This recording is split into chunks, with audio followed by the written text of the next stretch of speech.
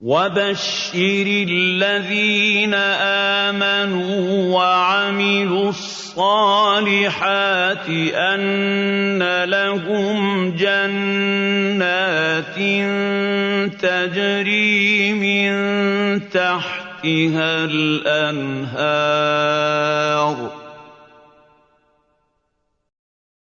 Bismillahirrahmanirrahim. Mes chers frères, mes chères mères et sœurs en islam. Il y a des prières en dehors des 5 prières quotidiennes que le messager de Dieu, Muhammad alayhi salatu wa salam, nous a exhortées. Lui-même, il a pratiqué, ses compagnons radiyallahu anhum ajma'in ont pratiqué, et ceux et celles qui pratiquent, qui accomplissent ces prières, alors ils obtiendront aux yeux de Dieu, Allah va les récompenser énormément. Parmi les prières qu'on appelle surérogatoires, il y a une prière qui n'est pas évidente à l'accomplir. Et cette prière-là, non seulement elle n'est pas évidente de l'accomplir, deuxièmement, il faut l'accomplir en toute sincérité. Troisièmement, en toute humilité. Quatrièmement, il faut l'accomplir d'une façon que les gens ne connaissent pas qu'on accomplit cette prière. Parfois, on peut dire وَأَمَّا بِنِعْمَةِ رَبِّكَ فَحَدِّثْ. Et concernant les bienfaits de ton Seigneur, proclame-les, فَحَدِّثْ. Énumère les bienfaits de ton Seigneur, mais en disant que cela, c'est la grâce d'Allah. Mais sinon, cette prière, on n'est pas obligé de dire aux gens, même sous cette forme-là également. Parfois, on peut, s'il y a nécessité, mais parfois, il n'y a pas à dire. Ensuite, en accomplissant cette prière également, 5e point en accomplissant cette prière, c'est de ne pas se considérer, mes chers frères, mes chères mères et sœurs en islam, supérieurs à ceux et à celles qui n'accomplissent pas cette prière. 7e, lorsqu'on accomplit cette prière, je vois que les membres de ma famille, ou parfois mes amis, n'accomplissent pas cette prière, alors je ne dois pas les regarder d'un regard de dédain, d'un regard de mépris, en disant « Regarde, moi je croyais que cet homme était pieux, ou bien cette femme elle est pieuse, elle n'accomplit même pas cette prière. Moi j'accomplis cette prière. » Non mes frères. Si c'est ainsi, alors la prière elle perd de la valeur. Il n'y a plus de récompense. En accomplissant cette prière qu'on va énumérer, qui fait partie des 4 conseils en or que le messager Muhammad alayhi salatu wa salam, il a prodigué lors de sa venue à Médine, parmi les premières paroles que Abdullah ibn Salam, il a entendu ce rabbin, et c'était la cause qu'il a épousé l'islam. Le 4e conseil, c'est « Wasallu fil layl ». Accomplissez les prières de nuit, la prière de nuit. Mais quelles conditions, à quel moment? وَالنَّاسُ نِيَامٌ. Alors que les gens dorment.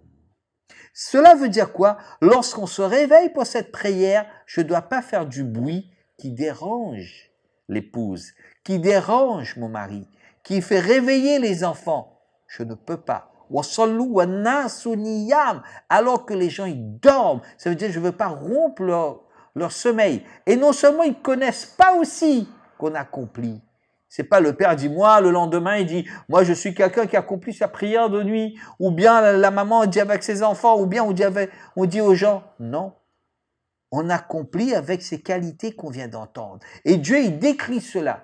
Parmi les qualités du Ibadur Rahman, Suratul Furqan à la fin, Dieu il décrit les qualités du serviteur du miséricordieux, les 11, 12 ou 13 qualités. Allah qu'est-ce qu'il dit? أعوذ بالله من الشيطان الرجيم وعباد الرحمن الذين يمشون على الأرض حونا وإذا خاطبهم الجاهلون قالوا سلاما والذين يبيتون لربهم سجدا وقياما. Et dans un autre verset, dans la sourate Sajda, Allah qu'est-ce qu'il dit? تتجافى جنوبهم عن المضاجع يدعون ربهم خوفا وطمعا وَمِمَّا رَزَقْنَاهُمْ يُنْفِقُونَ. Et dans un autre verset au 26e juz, qu'est-ce qu'Allah décrit la sincérité des compagnons radiyallahu anhum ajma'in lorsqu'ils accomplissaient cette prière. Muhammadur Rasulullah.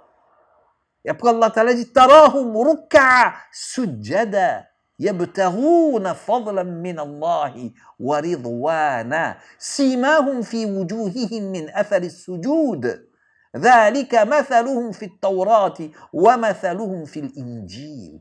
Donc Dieu, il parle de cette prière. Et dans la sourate Bani Israël, Allah, il parle également de cette prière de nuit. فَتَحَجَّدْ بِهِ نَافِلَةً لَكَ عَسَىٰ أَن يَبْعَثَكَ رَبُّكَ مَقَامًا مَحْمُودًا. Oh Muhammad, accomplis cette prière. فَتَحَجَّدْ بِهِ نَافِلَةً لَكَ. Une prière surérogatoire pour toi. Alors, il y a beaucoup d'explications. Est-ce que cette prière était surérogatoire pour Mohammed, etc. On ne va pas entrer dans ce débat. Donc, فَتَحَجَّدْ بِهِ نَافِلَةً لَكَ عَسَىٰ أَن يَبْعَثَكَ رَبُّكَ مَقَامًا مَحْمُودًا. Donc, c'est quoi? C'est la prière de nuit. Alors, ce hadith, il est impressionnant. Pourquoi il est impressionnant? Les 4 conseils que Rasul a donnés à ses compagnons, qu'Abdullah ibn Salam, en entendant, donc on a vu, il a épousé l'islam. 3 conseils concernent le droit d'autrui, pour montrer l'importance des droits d'autrui, qu'on appelle huquq al-ibad, les droits d'autrui en islam. Premièrement, on a vu, c'était le salam, ça c'est un droit d'autrui. Deuxièmement, on a vu nourrir les gens, ça concerne le droit d'autrui. L'importance des droits d'autrui. Troisièmement, lier les liens de parenté, c'est les droits d'autrui. Et quatrième, 3 droits d'autrui, soit 4, et quatrième, c'est un droit d'Allah, c'est la prière de nuit. Pour montrer l'importance des droits d'autrui. Et cette prière facultative qui est la prière qu'on appelle Qiyamul Layl, qu'on appelle la prière de nuit. Mais mes chers frères, il y a un point ici que les commentateurs ils ont expliqué de hadith. C'est quoi? Cette prière de nuit-là qu'on accomplit et on va demander à Allah, après cette prière, l'acceptation de nos œuvres, l'acceptation des salams Allah il a permis de saluer aux gens, l'acceptation du fait d'avoir nourri les gens, pardon, et l'acceptation, et Allah accepte, on s'est efforcé de créer les liens, de renouer les liens de parenté. Dans un hadith authentique, il y a seulement qata'ak, crée les liens avec ceux qui ont coupé relation avec toi.